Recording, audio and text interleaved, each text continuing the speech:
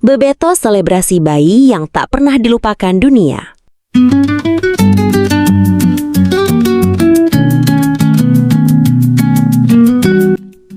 Siapa yang gak kenal selebrasi pura-pura gendong bayi? Selebrasi simple ini mungkin salah satu yang paling ikonik dalam sejarah sepak bola.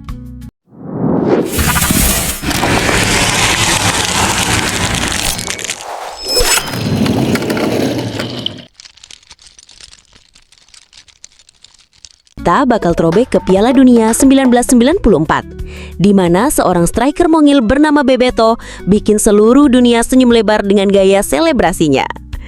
Pernah kepikiran gak kalau selebrasi bisa jauh lebih terkenal daripada gol itu sendiri? Di perempat final lawan Belanda, Bebeto cetak gol kedua Brasil. Bukannya salto atau joget aneh, dia malah bikin gerakan gendong bayi. Dan yang bikin selebrasi ini makin melegenda, Bebeto nggak sendiri. Romario dan Mazinho langsung nimbrung, ikut-ikutan gendong bayi di sebelahnya. Momen itu bikin satu stadion ngakak dan tepuk tangan meriah. Sejak saat itu, selebrasi bayi Bebeto jadi simbol kebahagiaan seorang ayah. Bukan cuma fans Brasil, tapi seluruh dunia ikut terharu. Media sampai bikin headline, "Gol kelahiran hadiah Bebeto untuk sang putra." Kalau dipikir-pikir, selebrasi ini berhasil merubah cara pandang orang soal selebrasi gol. Biasanya selebrasi identik dengan pamer otot, nunjuk logo klub atau gaya provokatif. Tapi Bebeto nunjukin sisi emosional seorang ayah yang bangga.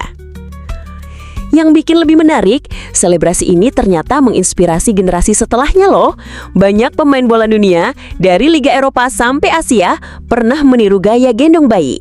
Bahkan Cristiano Ronaldo pun pernah melakukannya. Artinya apa? Satu momen kecil bisa jadi warisan budaya sepak bola. Bukan sekedar gaya, tapi pesan, kebahagiaan keluarga lebih besar dari trofi apapun. Kalau kita flashback ke jalannya pertandingan, gol Bebeto itu juga bukan gol sembarangan. Itu gol yang bikin Brasil unggul atas Belanda dalam pertandingan krusial. Dari situ, Brasil terus melaju sampai akhirnya juara Piala Dunia 1994. Coba bayangin, kalau Bebeto nggak selebrasi kayak gitu, mungkin golnya bakal dilupakan begitu aja. Tapi karena selebrasinya ikonik, gol itu jadi bagian sejarah yang nggak pernah hilang. Bebeto sendiri dikenal sebagai striker mungil tapi lincah, nggak punya badan besar kayak Ronaldo fenomena. Tapi dia pinter banget cari ruang dan punya insting gol luar biasa. Selebrasinya makin nunjukin kalau dia pemain yang penuh kehangatan. Yang lucu, anak yang jadi inspirasi selebrasi itu akhirnya juga jadi pemain bola. Namanya Matheus Oliveira.